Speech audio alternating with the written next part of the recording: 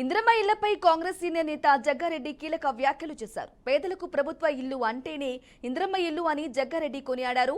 కేవలం ఇల్లు మాత్రమే కాదు, ఇంటి స్థలం కూడా ఇందిరమ్మ ఇచ్చిందని గుర్తు చేశారు. ఈ విషయాన్ని మన ఊళ్ళలో పెద్దవాళ్ళనెవరిని అడిగినా చెబుతారని, అంతగా ఇందిరమ్మ ఇల్లు ప్రజల మనస్సుల్లో నాటుకుపోయాయని పేర్కొన్నారు. రాజకీయ పార్టీలు వారి ఉనికిని కాపాడుకునేందుకు విమర్శలు చేయడం మామూలేనని, వాటిని తమ పార్టీ గాని తమ నాయకులు గాని పట్టించుకోరని జగ్గారెడ్డి స్పష్టం చేశారు. అవ్వనో తాతనో పరిగెడుకుంటూ వచ్చి,